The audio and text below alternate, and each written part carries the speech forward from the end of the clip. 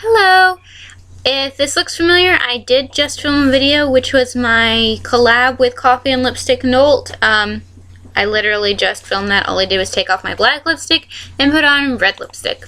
Because, you know, I should look different, right?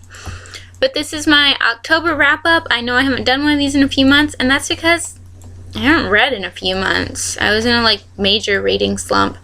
But, totally got out of that this month. Went crazy. Minor slump again, not so much a slump, it's just trying to catch up with YouTube and do stuff around the house and read, and it just hasn't been mashing. I've had too much stuff going on. So I'm going to try and fix that, but I did read, I think it was 11 books this month. I'm going to bring up my Goodreads. So since I'm still stuck on my computer, that's probably going to change my lighting. Yep. Okay. Let me double check that. 1, 2, 3, 4, 5, 6, 7, 8, 9. Yes, I read 11 books this month. Oh yeah, I was going to tell you guys, my lipstick, if you care, which, you know, who knows if you do, but I do. This is the cheaper Wet n Wild lipsticks. I don't know what they call them, but it's the 97-cent or however much they are ones in the color Cinnamon. Good red, not matte color. Now let's get on to the books. The first book that I read, I found randomly at the library. It's called The Different Girl, and all of these I checked out from the library, so I don't have any of them to show you, so I'm sorry about that, but get on Goodreads and you can find it. The first one I read was called The Different Girl by Gordon Dahlquist. If you just search The Different Girl in Goodreads, I'm sure you'll be able to find it. And basically the way it starts out is that 4 girls are living on a desert island with their 2 teachers, and this other girl washes ashore. And you find out that the 4 girls are, let's see, I don't want to spoil it for you. You find out that the 4 girls are, well, different than the girl that washes on shore, and you figure that out. No one really says it, but you figure it out.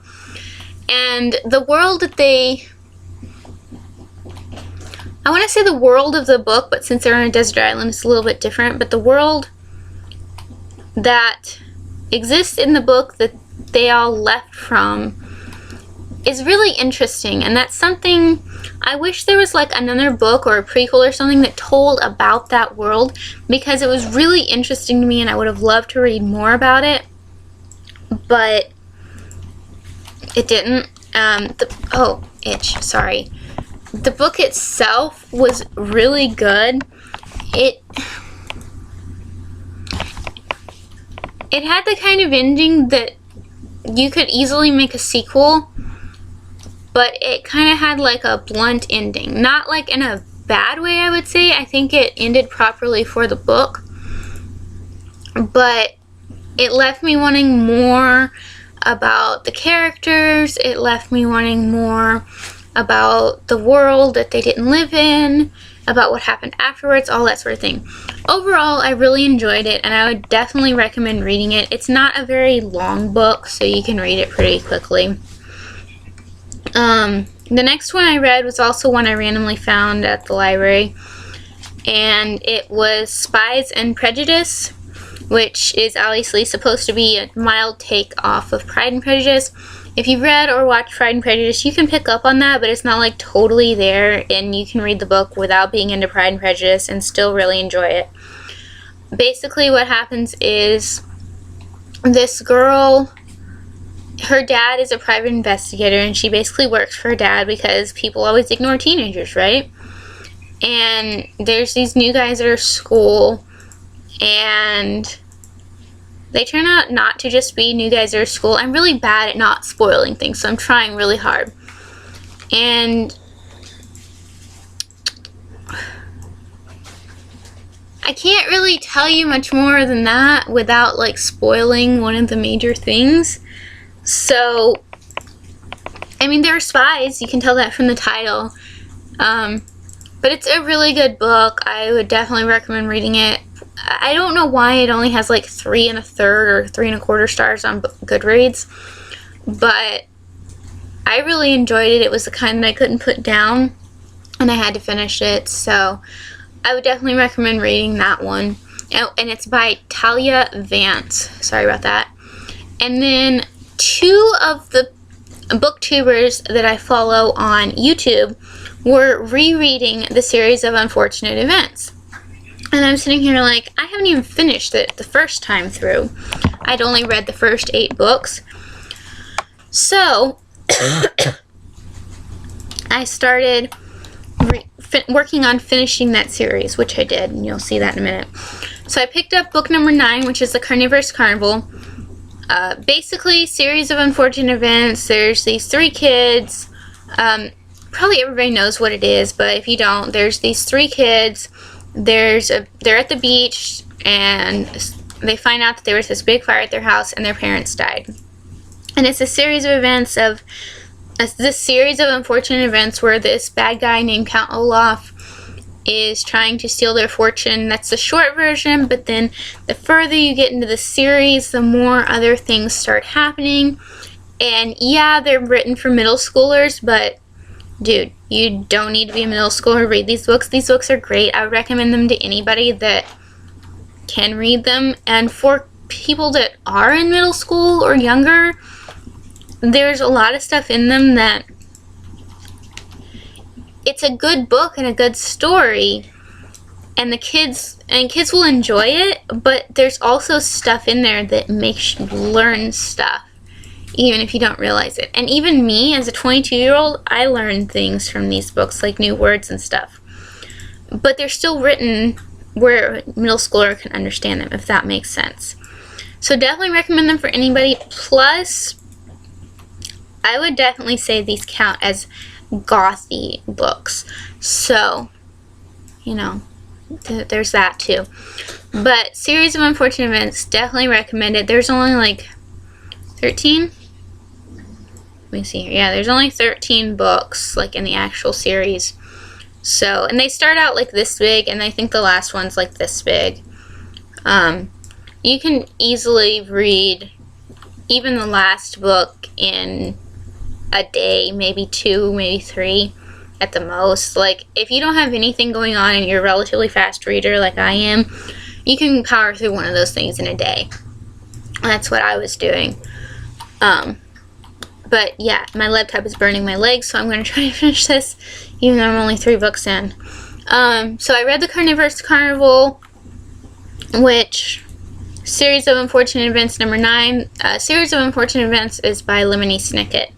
So, I mean, yes, they're great books. I don't really know what to tell you about the plot about any of those, so I'm just going to tell you that I read them, and you can look it up on Goodreads, but pick up the whole series. I'm going to quit blabbering about that now. The next book I read was Fahrenheit 451 by Ray Bradbury. This is like a classic book. A lot of people are forced to read it in high school, blah, blah, blah. I picked it up for 2 reasons. One, a YouTuber I was watching was reading it, and it reminded me, oh yeah, that's on my list, I should read that. And it's October. It was like the first week of October when I read it. It's like, oh yeah, it's Banned Books Week, so I'll just pick up this one. So I read this one. It's a really short book, really easy to get through. Definitely worth reading. It's the kind of book that makes you think.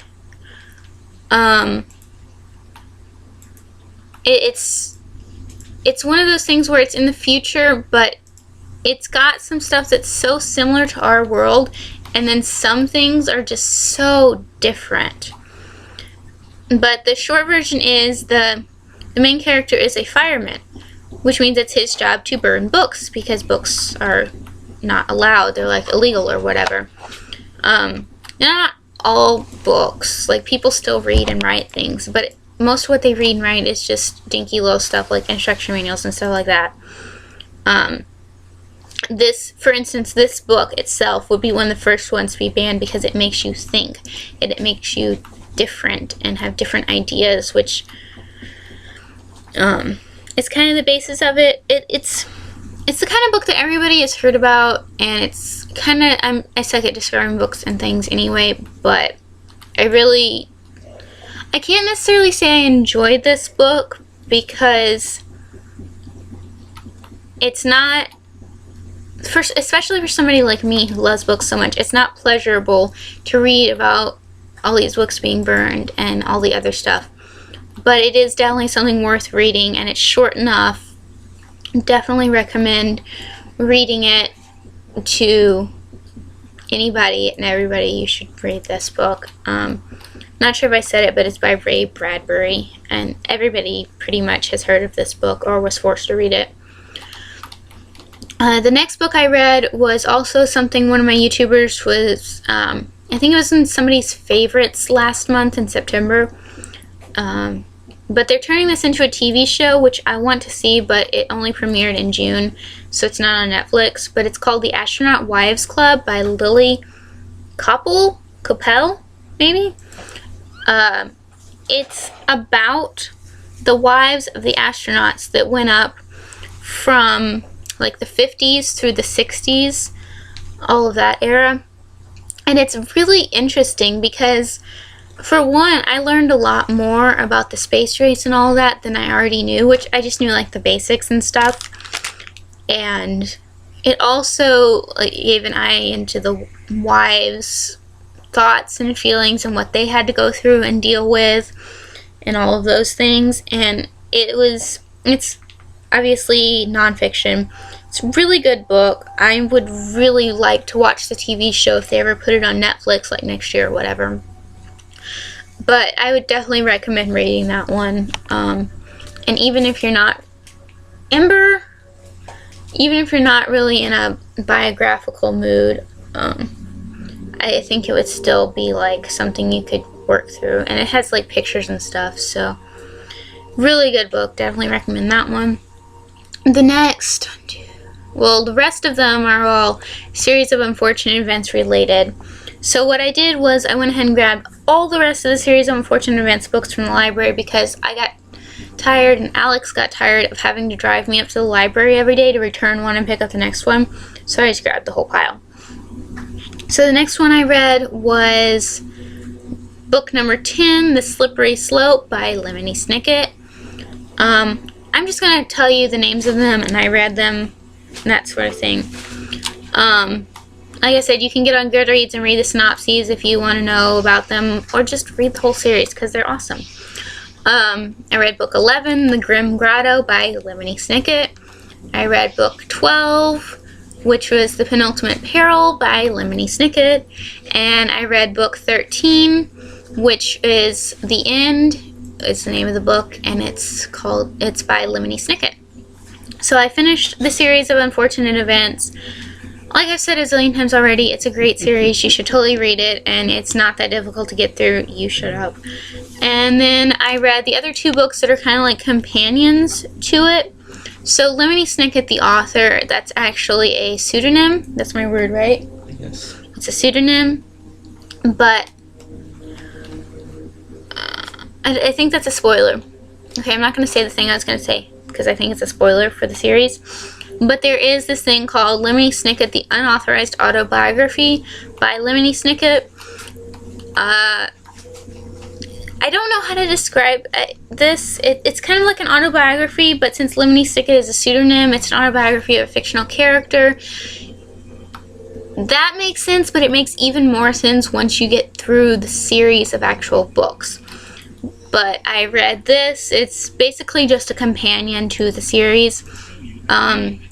Once you have finished the series, and I wouldn't read it before then, but once you've finished the entire series of books, I would definitely recommend reading this. I think it goes really well with the books, all that stuff. So I read that. And then the last book I read in October is also a companion to the series of unfortunate events books, and that is The Beatrice Letters by Lemony Snicket. This one is really interesting, mildly confusing, really interesting, and I would say that you can read this after you've read the series, because don't even try to read it before you read the series. It won't make a lick of sense. After you've read the series, and I would also say after you've read the autobiography, you can read this, but you can also do without reading it. And unless you're like a super fangirl or fanboy, whatever, of the series, I wouldn't buy this, because the book itself is really small inside this folder thing, and it has a bunch of stuff you can hang up, posters and stuff. So if you're super into the series, it's worth buying so you can hang the stuff up on your walls and everything. But if you're not, get it from the library and just read the letters and return it. It takes like maybe an hour. There's not much in it. But it does give you some extra information. It's really interesting, all that sort of thing, but you can live without reading it. It's not a big deal. That's pretty much it. Those are the books I read this month. Kind of petered off towards the end of the month. I'm in the middle of 2 other library books. I still have a pile out, and I had to return some because they were due. But, excuse me. That's what I read this month. And hopefully I will still be reading in November, which is actually today because today's November 1st. But I do have a lot of stuff going on, so we'll see. You have to get to work. Excuse me. Sorry, I don't know why I'm burping. Love you. Huh? I love you too. And I'm going to end this video, and I hope you guys enjoyed it. If you've read any of these books, let me know. Let me know what you thought of them. If you have a channel and you do videos and you have a wrap-up, or you've read any of these books and done reviews on them, throw those down in the comments because I'd love to watch those. If you have any questions about any of them that I can answer, let me know, and I'll try and do that. Cool. Sorry, my iPod just dinged. And I think that's it for my wrap-up. I will see you guys next month, hopefully. Bye!